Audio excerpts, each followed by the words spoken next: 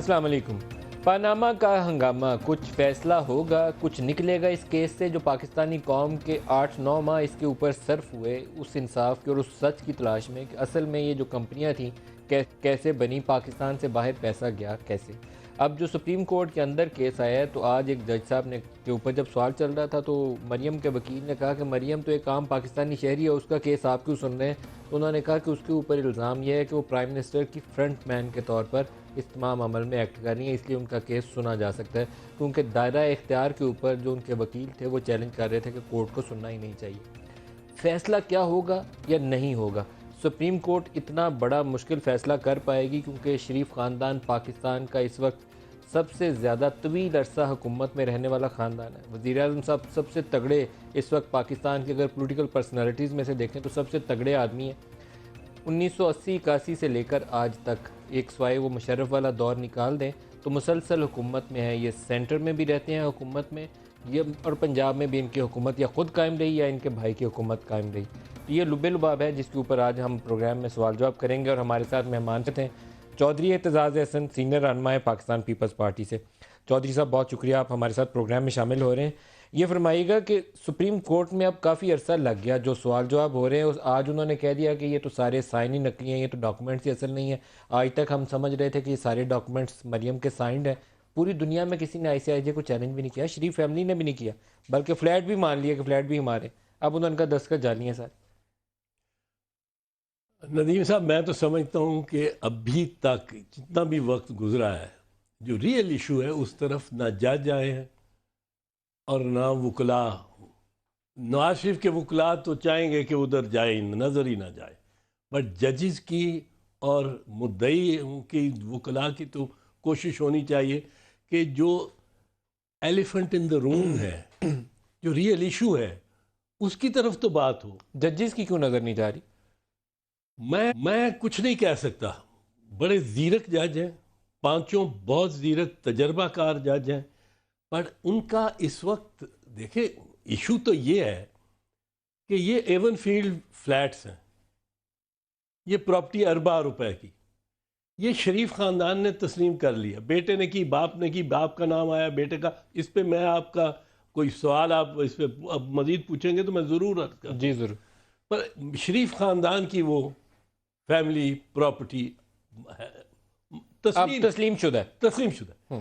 اب ایک ہی ایشو ہے، اب مدعیوں کے وکلا کو تو پوچھنے کا کچھ سوال ہی نہیں پیدا ہوتا کہ جی آپ وہ ثبوت کریں، ثابت کریں۔ وہ کیا ثابت کریں؟ انہوں نے تو یہ ثابت کرنا تھا کہ یہ پراپرٹی قیمت، پراپرٹی 8 ارب روپے کی پراپرٹی یہ اس پاکستانی کی ہے جس کا باپ ہولڈر آف پبلک آفس ہے، جس کا باپ ہولڈر آف پبلک آفس ہے، یہ ثابت کر دو۔ اب اس کے بعد جج جانے اور وہ جانے جس کے نام وہ پراپرٹی ہے، اور اس کا باپ جانے جو ہولڈر آف پبلک آفس ہے، یہ پھر انہوں نے ثابت کرنا ہے کانپتے ہاتھوں سے، نیب کے سامنے یہ پیش ہوئے ہوتے، یہ ان کو مجھ کے کانپ رہے ہوتے اور کہہ رہے ہوتے کہ یہ جی یہ پیسہ اس طرح آیا، اس طرح آیا، اس طرح آیا، اور پوری منی ٹریل۔ اور منی ٹریل سے مراد ندیم صاحب یہ نہیں ہے کہ آپ 1 یا 10 یا 12 قطری یا سعودیوں اربوں کے خط لے آئے اور کہ وہ ایک کہ میں نے 10 ملین پاؤنڈ دیا تھا اس وقت، دوسرا کہ میں نے 50 ملین پاؤنڈ دیا تھا، تیسرا کہ 100 ملین پاؤنڈ دیا تھا۔ This is not the money trail. The money trail is کہ 1978 میاں محمد نواز شریف نے ٹرمنس ایٹ کو کیا ہے، جہاں سے آغاز ان کی داستان کا ہوتا ہے، اور وہ گلف سٹیل مل سے۔ اس کے بعد وہ تو جدے سیدھا لے گئے تھے پیسہ، پر قطری خط کی وجہ سے وہ قطری ہانی تھانی فیملی کی بزنس میں چلا گیا، وہ بزنس میں 26 سال پیسہ رہا۔ اس کے بعد وہ جدہ کی مل میں گیا، اور پھر اب میاں صاحب کہتے ہیں جدہ کی مل میں گیا وہ پیسہ، قطری خاندان کہتا ہے کہ ہم نے وہ پیسہ لندن میں خرید کے یہ اپارٹمنٹس اور حسین کو دے دیے۔ ایک ایک دن کی بینک اسٹیٹمنٹ پیش ہونی چاہیے, ایک ایک انٹری. اب وہ بزنس میں, اگر قطری بزنس میں تھا, بزنس کا مراد ہے کہ آپ کے پاس بینک میں پیسے آ رہے ہیں, کسی مہینے 50,000 پاؤنڈ آئے ہیں, کسی مہینے 40,000 پاؤنڈ آئے ہیں, کسی مہینے 2 لاکھ پاؤنڈ آئے ہیں. بینکنگ ٹرانزیکشن بینکنگ ٹرانزیکشن, کبھی وڈرال پھر ہوئے ہیں, پھر ان میں سے ڈپازٹس ہوئے ہیں, وڈرالز ہوئے ہیں, کس نے کیے ہیں. سارے شریف آل شریف کے آل بینک اکاؤنٹس, اگر مریم کے 6 بینک اکاؤنٹس ہیں, 6 بینک اکاؤنٹس 78 سے لے کے 2006 سر تک. 78 میں تو وہ پیدا نہیں ہوئی, وہ نہیں دے پائے گی. اچھا چلیے, اچھا مجھے یہ ایک ایشو ہے سامنے اعتزاز صاحب, جو بنیادی سوال ہے. 5 ججز ہیں اور کافی عرصہ اس پہ لگ گیا, دوسری دفعہ بینچ تشکیل پایا ہے. اس کے اندر کیا یہ بنیادی سوال سب سے پہلے نہیں رکھا جانا چاہیے؟ یہ پہلا سوال یہ ہے. تو پھر یہ سوال کیوں نہیں ہو رہا؟ ہمیں پہلا سوال سوری یہ تھا کہ یہ فلیٹس کس کے ہیں, وہ مان لیا, یا تو فیملی مانتی نہ تو مشکل ہوتی. بالکل اللہ بھلا کرے آپ کا. اگر نہ مانا ہوتا تو میں آپ کو سچ بتا رہا ہوں, چاہے ان کا اسی طرح ان کا ہوتا, انہی کا ہوتا, یہ ثابت کرنا مدعی پٹیشنرز کے لیے بڑا ناممکن تھا. کیونکہ ویلز کے پیچھے دیکھیں ابھی بھی نظر آتا ہے پردوں کے پیچھے کہ ایون فیلڈ فلیٹس کی اونرشپ ہے نیسکول نیلسن, 2 کمپنی ہیں, وہ برٹش ورجن آئلز میں رجسٹرڈ ہیں. وہاں آپ قانون آپ کو اجازت نہیں دیتا کہ آپ جا کے درخواست دیں اور کہیں کہ جی بتائیں اس کے اون کون کرتا ہے. گورنمنٹ ٹو گورنمنٹ تو کر سکتے ہیں, وہ فائنینشیل انویسٹیگیشن ایجنسی سے, پرائیویٹ انڈیویجول کو نہیں کچھ مل سکتا. انویسٹیگیشن ایجنسی FIA سے کر سکتے ہیں, وہ بھی پھر وہ بڑا لمیٹڈ ہے. اس کا سکوپ ہے کہ ڈرگ منی بتائیں, اس کا سکوپ ہے کہ یہ ٹیررسٹ فائنانس بتائیں, پھر وہ بتاتے ہیں, ورنہ نہیں. درست ہے, وہ عمران خان کو نہیں بتائیں گے, کسی انڈیویجول کو نہیں بتائیں. اچھا, اب اس کے پیچھے ایک اور پردہ ہے کہ نیسکول اور نیلسن کو اون کرتی ہے منروا. منروا کے پیچھے بیٹھی ہوئی ہے مریم نواز. آپ نیسکول کا پردہ بھی نہیں اٹھا سکتے, منروا کا بھی نہیں اٹھا سکتے, تو پیچھے یہ تو بڑے اطمینان سے بیٹھے ہوئے تھے. یہ تو لیکس ہو گئے, یہ تو بڑے اطمینان سے بیٹھے ہوئے تھے. اعتزاز صاحب, لیکن ہر چیز کا جو ICIJ نے جاری کی, ابھی بھی وہ اس کے دوبارہ پیپرز جاری کر رہے ہیں, وہ جرنلسٹ ICIJ کے جو تھے جنہوں نے یہ ڈاکومنٹس کے اوپر تحقیق کی, وہ الزام براہ راست نام لے کے ڈاکومنٹ پوسٹ کر کے لگاتے ہیں کہ مریم is the beneficial owner, sign کیا ہوا ہے. ان کے وکیل نے عدالت میں کہا نیلسن کا ڈاکومنٹ جعلی, دستخط جعلی, نیسکول جعلی, منروا انہوں نے کہا یہ تو بھائی کی ہے, میں ٹرسٹی ہوں, فلیٹ سارے حسین کے ہیں, میں ٹرسٹی ہوں, یہ جو لون لیا تھا یہ بھی اس کا تھا, میں نے صرف ایز ٹرسٹی ہینڈل کیا. How to establish it? یہ تو پھر عدالت کا کام ہے کہ انہیں کہیں لاؤ ٹرانزیکشنز لاؤ. 2-3 چیزیں. پہلی تو چیز یہ ہے کہ اگر یہ کہتے ہیں کہ یہ جعلی ڈاکومنٹس ICIJ کو سو کریں. نہیں کیا, دنیا میں کسی نے بھی نہیں کیا. دنیا میں باقی تو مان رہے ہیں نا, انہوں نے پراپرٹی مان لی, ڈاکومنٹ کہتے ہیں جعلی ہیں. باقی تو دنیا میں سارے کسی نے چیلنج نہیں کیا ان ڈاکومنٹس کو. یہ تو چیلنج کر رہے ہیں نا. اگر چیلنج کر رہے ہیں, کویسچن کر رہے ہیں, تو سو کریں ادھر ہائی کورٹ آف انگلینڈ میں. اور اگر BBC اس کو چلاتی ہے, اگر جرمن اخبار چلاتا ہے, تو ان سو کریں. سر BBC کے اوپر سو کیا ہے نا, APP نے ایک جعلی خبر چلائی ہے ہماری. اس کے اوپر ویسے ہماری انفارمیشن منسٹر کے اوپر آپ لوگوں کو سینٹ میں جواب طلبی نہیں کرتی. اسٹیٹ ایجنسی کے اوپر مجھے نہیں سمجھ آتا. APP سرکاری ایجنسی ہے, سرکاری خبر رساں ادارہ, پوری دنیا خبر چلاتا ہے اس کی کہ پاکستان کے سرکاری خبر رساں ادارے نے یہ خبر شائع کی ہے. اس کے اوپر جعلی فیک نیوز ہم نے شائع کر دی. کوئی پروپیگنڈا کی بھی حد ہوتی ہے. ویسے اس کے اوپر انفارمیشن منسٹر کو طلب کرنا چاہیے. ہم خیر دیکھیں گے اس کو, پر یہ بھی مطلب ہے یہ ان کو سو کرنا چاہیے. دوسری چیز جو میں عرض کر رہا تھا کہ ان کا یہ ڈینائی کرتے ہیں سارا. عدالت کے لیے یہ جو عدالت کے لیے کرنے کا کام ہے وہ یہ ہے کہ آپ کی جو پوزیشن ہے آپ وہ ایفیڈیوٹ پہ اور ان مٹیریل سارا جو آپ ایڈمٹ کرتے ہیں اس پہ دیں اور اوریجنلز لے کے آئیں.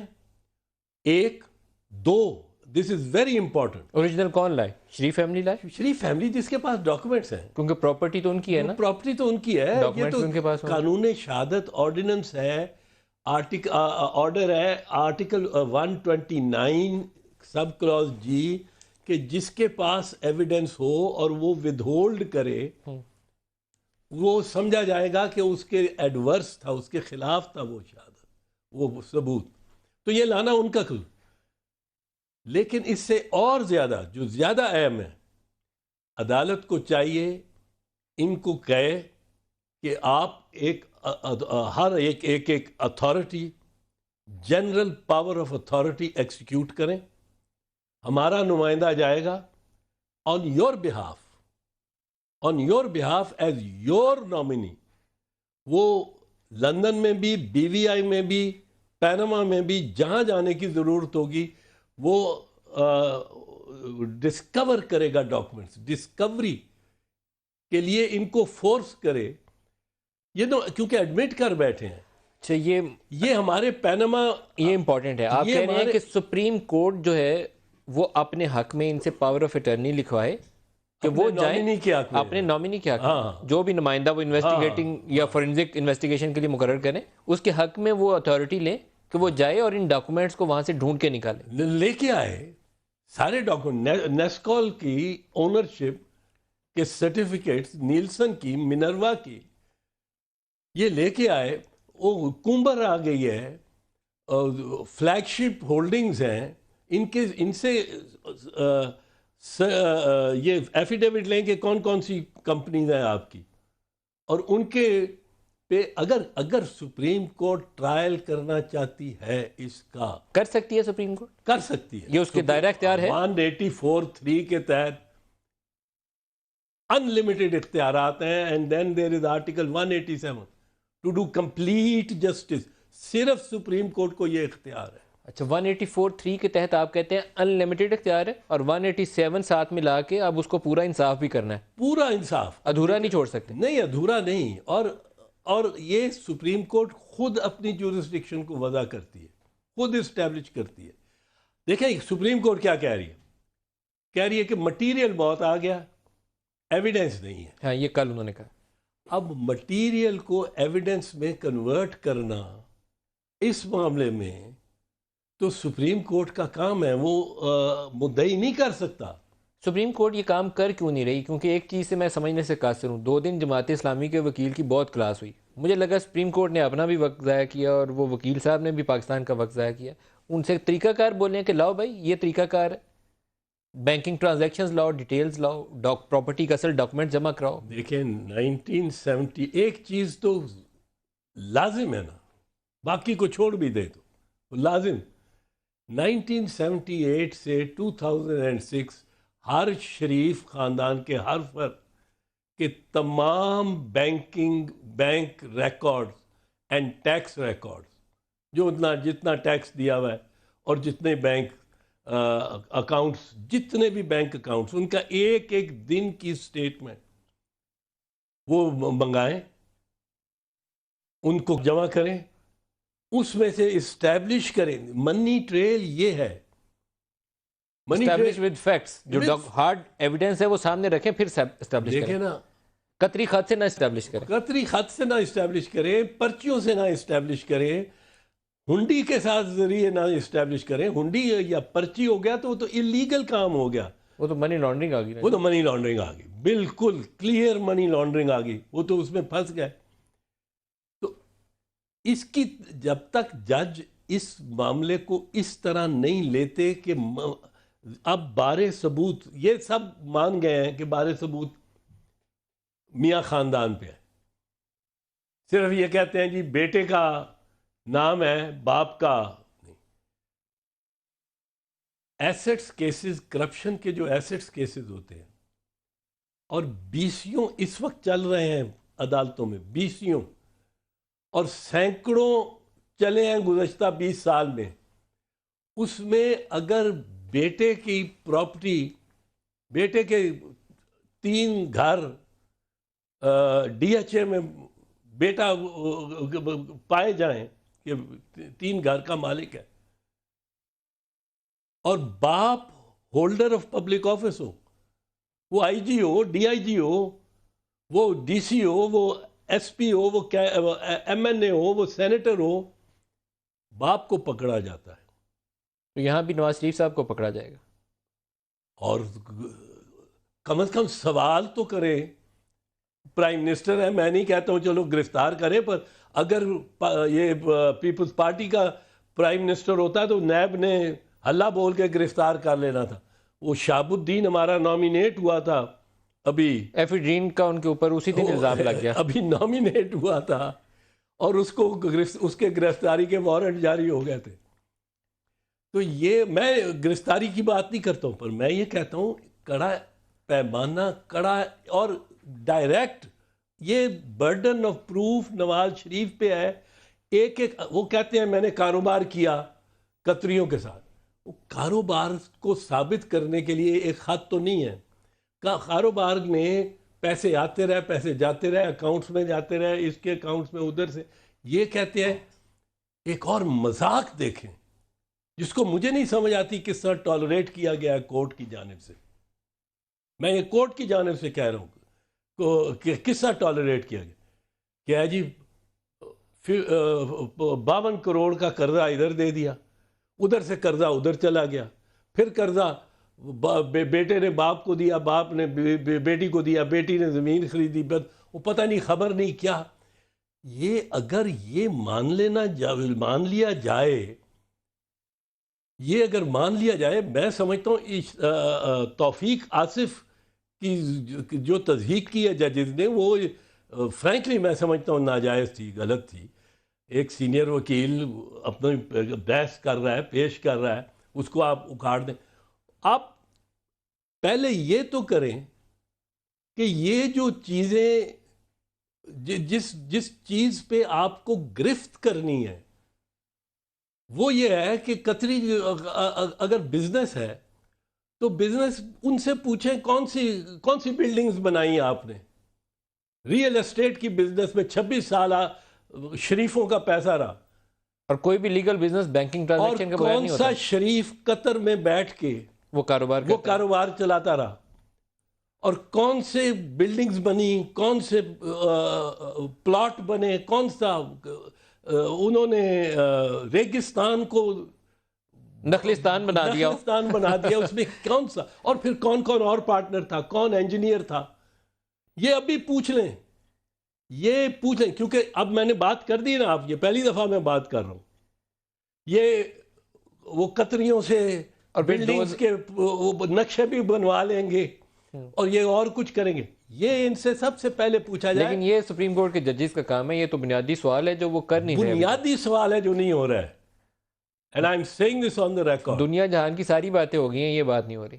بات ہو رہی ہے. وہ آئی سی آئی جے کہتی ہے یہ کمپنی کی بینیفیشل ہے، وہ کہتے ہیں بینیفیشل نہیں ہے. بس یہ پاکستان کے 10 مہینے اس میں لگ گئے ہیں. وہ کہتے ہیں یہ مالک ہے مریم، وہ کہتے ہیں نہیں یہ مالک نہیں ہے مریم.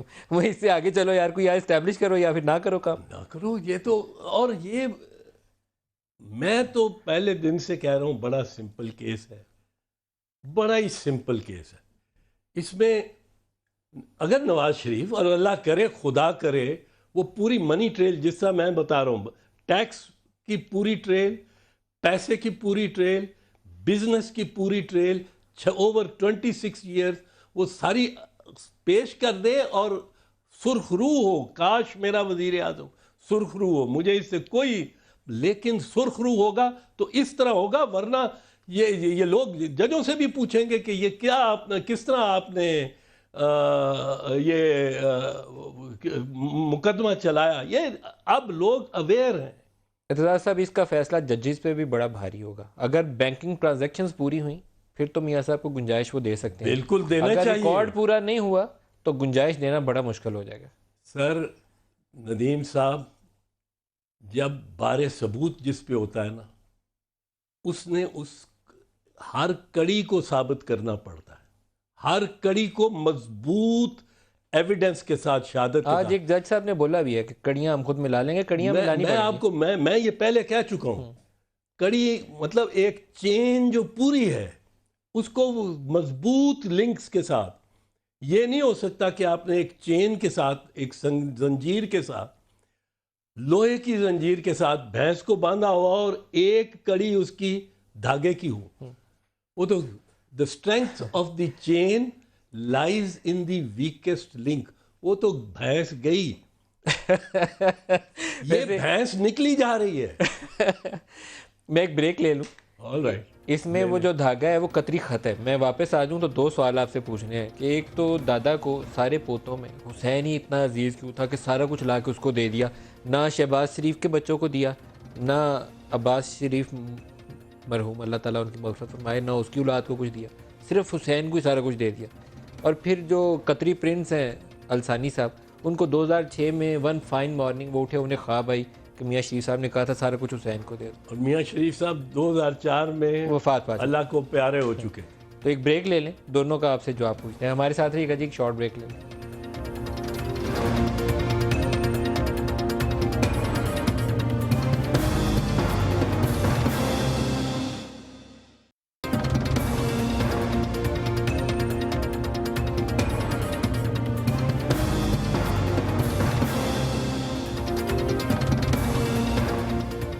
Welcome back. اعتزاز صاحب، 2 سوال بریک میں جانے سے پہلے ہم نے طے کیا تھا الثانی فیملی جس نے میاں صاحب کو خط دیا اور کہا کہ یہ پیسہ ہمارے پاس تھا، انہیں ایک اچانک کیوں خیال آیا 2006 میں کہ سارا کچھ حسین کے حوالے کر دیں؟ دادا میاں کی یہی خواہش تھی. ندیم صاحب، یہ 2006 کا خط نہیں ہے، یہ اب بنا ہے، یہ 2016 میں بنا ہے. 2006 کا بظاہر ہے، 2006 میں یہ کوئی، اور 2006 دیکھیں 2000 اگر 4 سے پہلے ہوتا تو یقیناً یہ کہا جاتا کہ میاں شریف مرحوم اگر زندہ تھے تو انہوں نے اپنی تحریر کیوں نہیں دی کہ حسین میرا پوتا، بیسٹ پوتا. تو ان کے مرنے کے بعد کی ڈیٹ ہونی ضروری تھی. وائی 2006؟ اب 2008 بھی نہیں ہو سکتا تھا کیونکہ اس وقت میاں صاحب الیکشن لڑ کے اور اسمبلی میں آ چکے تھے اور property declarations under the nomination forms اور وہ سارا کچھ دے چکے تھے، اور اس کے بعد وہ ڈیکلریشنز کا ان کا سلسلہ چل رہا. بڑے میاں صاحب تو نہیں تھے 2008 میں؟ شہباز شریف صاحب حکومت میں آ گئے تھے پنجاب. شہباز شریف پنجاب میں، بٹ پنجاب میں آ گئے. جی پنجاب میں آ گئے تھے. اب تمام پوتوں، پوتیوں، نواسوں، نواسیوں میں حسین کیوں؟ ایک حسین تھا جو ملک سے باہر بیٹھا تھا. 2 بیویاں تھیں، 4 بچے تھے، 4 بچے تھے، 7 بچے تھے، اور وہ باہر بیٹھا بزنس کر رہا تھا. نہ حمزہ تھا، نہ سلمان تھا، نہ مریم، نہ حسن بھی باہر تھا. حسن ہو سکتا تھا، پر یہ جدے میں زیادہ بزنس کر رہا تھا حسین. جہاں ٹیکس لاز کوئی نہیں، ٹیکس کی کوئی ریکوائرمنٹ نہیں بتانے کی. سو یہ سب سے زیادہ موزوں تھا ٹو ٹیک دی ہٹ. ہٹ کس وقت ہوئی کہ آپ جو جرنلسٹ ہیں کمیونٹی میں، جو بااصول لوگ ہیں، وہ خبر اگر میرے خلاف کوئی ان کو ملتی ہے تو وہ مجھے فون کر کے پوچھتے ہیں کہ آپ وضاحت دینا چاہیں تو ساتھ وہ بھی آپ کا موقف کیا ہے؟ اپنا موقف دے دیں. یہ حسین نواز سے ICIJ والوں نے پوچھ لیا، فروری مارچ میں پوچھا کہ آپ کا موقف کیا ہے، آپ کا نام آنے والا ہے. اس کے بعد ہی وہ 2 انٹرویوز ہیں جی، پھر انہوں نے انٹرویو دیا. اچھا، پھر فیملی بیٹھی. اب نام بیچ میں تو آنا تھا مریم کا، but Maryam is the heir apparent, وہ تو وارث ہیں، اس کو بچانا بھی بڑا ضروری تھا. تو ہٹ لی حسین نے، جس کا سیاست سے تعلق نہیں تھا، جدہ میں تھا، نان ریزیڈنٹ، جدہ میں ٹیکس کی کوئی گوشواروں کا مسئلہ نہیں تھا. جتنا کما لیا. اس نے کہا کہ ہمیں دوستوں نے لگوا دی کہ مل جدے کی مل، ان کا خیال تھا اس وقت کہ سعودیوں کے سے لے لیں گے سرٹیفکیٹس. اس وقت قطری کا ذکر نہیں تھا. اس وقت قطری کا نہیں تھا، سعودیوں سے یہ چاہتے تھے. سعودیوں سے ان کی بگڑ گئی یمن کی جنگ پہ پارلیمنٹ نے جب جوائنٹ ہاؤسز نے انکار کر دیا. تو سعودیوں سے خط نہیں ملا، سعودیوں سے خط نہیں ملنے کا، یو اے سے بھی نہیں ملا. یو اے بھی اس میں بڑی ناراضگی ہم سے اس نے کی. تو اب قطریوں سے خط ہی ملنا، اور قطری پہلے بھی جب وہ ہیلی کاپٹر کیس تھا اس میں ہیلی کاپٹر ہی انہوں نے اپنا لیا تھا. ویسے وہ قطری خود بھی جو ہے وہ پاناما میں شامل ہے. پاناما میں شامل ہے. وہ قطری کا میں کہتا ہوں اگر وہ عدالت میں آ جائے یہاں اور اس کو کراس ایگزامینیشن ہو 10ویں سوال پہ اس کی ٹانگیں کانپنی شروع ہو جائیں. لیکن اعتزاز صاحب، اس قطری خط کو سپریم کورٹ کو ماننا چاہیے؟ میرے لیے بڑا سوال ہے یہ، کیونکہ پاکستان میں ہر طاقتور شخص کو چاہیے کہ اب جائے کسی قطری، کسی یو اے ای، کسی عرب سے خط لائے، ٹیکس نہ دے پاکستان میں. ہاں، عدالت کو ماننا چاہیے ایسے خط کو؟ عدالت نہیں مانے گی. تو ابھی تک رکھا کیوں ہے؟ پہلے دن ڈسمس کرتے. عدالت نہیں مانے گی. یہ جب تک قطری خود آ کے نہ پیش ہو کے کہے کہ یہ میرا خط ہے، میں نے لکھا ہے، وہ اٹ از ردی کا ٹکڑا ہے. لیکن اس کی ایک اہمیت ہے، ایک اہمیت ہے، یہ بڑی یہ نیگیٹو اہمیت ہے، پازیٹیو اس کی کوئی اہمیت نہیں. یہ ٹیکنیکل پوائنٹ. اس کی یہ اہمیت ہے کہ وہ دفاع کا ایک ورژن ہے. دفاع کا ڈیفنس ورژن جو ہے، شریف فیملی کے لیے ایک دفاع کا ہتھیار ہے جی کہ یہ خط ہے. ہتھیار نہیں، اب ہتھیار نہیں. ہتھیار جب تک قطری خود نہ پیش ہوئے اس کا کوئی وقت نہیں ہے ان کے دفاع میں. پر ان کے خلاف استعمال کیا جا سکتا ہے کہ آپ نے یہ دفاع لیا جناب، آپ نے کہا کہ یہ آپ کے لیٹر آپ نے جو پیش کیا ہے یہ آپ کے ڈیفنس ورژن ہے. یہ آپ کو ثابت کرنا ہے اپنا ڈیفنس ورژن کہ آپ نے 26 سال قطری کے ساتھ بزنس کی، ٹرانزیکشن کیے، وہ سارا ریکارڈ پیش کریں آپ. سو یہ ان کے خلاف استعمال ہو سکتا ہے. ان کے حق میں جب تک قطری خود آ کے پیش ہو کے اس کو تسلیم نہ کرے، جو کچھ کہوں گا سچ کہوں گا، سچ کے علاوہ کچھ نہیں کہوں گا، وہ قسم اٹھا کے یہ اس کو اڈاپٹ نہ کرے، اس کی کوئی وقت نہیں. ماں سوائے کہ شریفوں کے خلاف یہ استعمال ہو سکتا ہے کہ آپ نے بھائی جان یہ قطر کا جو لیٹر پیش کیا، اس لیٹر میں آپ نے 26 سال ان کے ساتھ بزنس کی، وہ منی ٹریل تھی، اس سے یہ ایون فیلڈ پراپرٹیز خریدی گئیں. اس منی ٹریل میں بتاؤ کیا 1980 میں حسین نواز صاحب آپ قطر جا کے اور ساتھ بزنس کرتے تھے جب آپ نے کہا پیدا بھی نہیں ہوئے تھے؟ شاید حسین پیدا ہو گیا ہو، معلوم نہیں ہے. لیکن ایک چیز بتائیں مجھے، سپریم کورٹ سے ایسا فیصلہ میاں صاحب کے اوپر بڑا ہی مشکل ہے. ابھی تک لوگوں کو توقع نہیں ہے کہ یہ ایسا فیصلہ میاں صاحب کے اوپر آ سکتا ہے. آپ سوچتے ہیں کہ سپریم کورٹ سے یہ فیصلہ آ جائے گا؟ سپریم کورٹ کے لیے بہت بڑا یہ امتحان ہے، کیونکہ ایک ماضی ہے، ان ججز کا بھی ماضی ہے. یہ ججز کا ماضی ان سب کا بڑا روشن ہے. آئی کنسیڈ دیٹ. میں ان کے آگے پیش ہوتا ہوں. لیکن جو عدالت کا انسٹیٹیوشنل ماضی ہے وہ ان کے لیے بڑا کڑا امتحان کھڑا کرتا ہے. 1993 میں سپریم کورٹ نے 93 میں 2 مرتبہ میاں محمد نواز شریف کو بچایا ہے. کیسے؟ 1993 میں 18 اپریل 1993 کو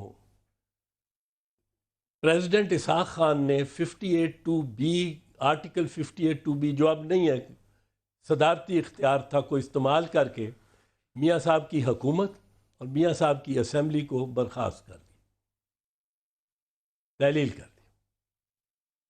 18 اپریل 1993، 1.5 مہینے کے اندر 26 مئی 1993 کو سپریم کورٹ نے اس کو ریسٹور کر دیا. اور یہ گراؤنڈ لیا، یہ امپورٹنٹ بات ہے. یہ ایک گراؤنڈ یہ تھا، ایک وجہ یہ تھی جس میں لکھا کہ اسحاق خان صاحب نے، صدر اسحاق خان نے بدعنوانی اور کرپشن کے الزامات لگائے تھے نواز شریف پہ. انہوں نے کہا کہ پرائم منسٹر پہ ایلیگیشنز اگر بدعنوانی کی ہوں تو اس پہ آپ اسمبلی اور گورنمنٹ ساری نہیں ڈیزالو کر سکتے. اب اس پہ دیکھیں یہ کیا میاں صاحب کے ساتھ کوئی فیور یا کوئی نہیں تھا کہ 1996 میں 6 نومبر 1996 کو جب صدر فاروق لغاری نے بی بی شہید کی اسمبلی کو ڈسمس کیا اور کرپشن کے الزام لگائے، تو فروری 1997 میں جو فیصلہ دیا بی بی شہید کے کیس میں سپریم کورٹ نے، تو کہا کرپشن کے الزامات پر FT58(2)B استعمال ہو سکتا ہے. دوسرا موقع کون سا تھا؟ بالکل بریک قریب آ گئی. دوسرا موقع کون سا تھا؟ 1998 میں سعید الزمان صدیقی صاحب نے ایک بغاوت اپنے چیف جسٹس کے خلاف، سجاد علی شاہ، جس کے خلاف نواز شریف وزیر اعظم بھی تھے، بلکہ ان کا جھگڑا ہی ان کا تھا بیسیکلی.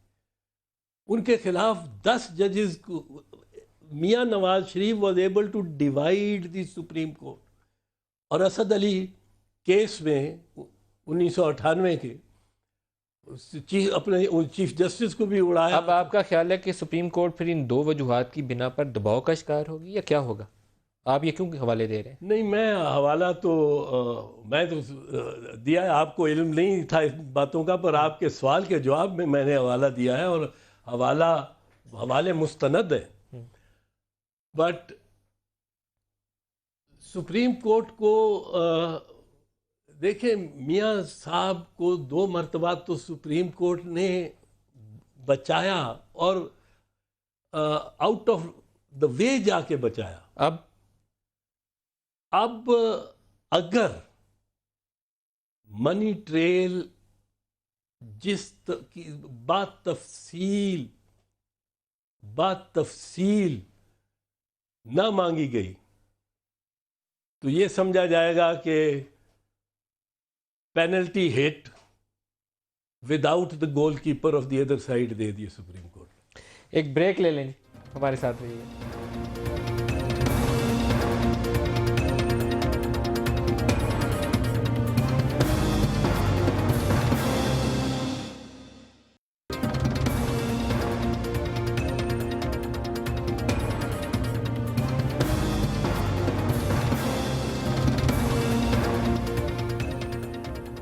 پروگرام میں دوبارہ خوش آمدید کہتے ہیں. ہم نے چودھری اعتزاز صاحب باقی باتیں تو کی، ایک بڑا مسئلہ تھا جو کرائسس لائک سچویشن تھی. ابھی فارمر آرمی چیف کے وقت، فارمر DGI کے وقت ایک خبر چھپ گئی تھی اور انہوں نے کہا کہ یہ تو سیکیورٹی بریچ ہو گیا. کور کمانڈرز کانفرنس کے بعد بیان آ گیا تھا.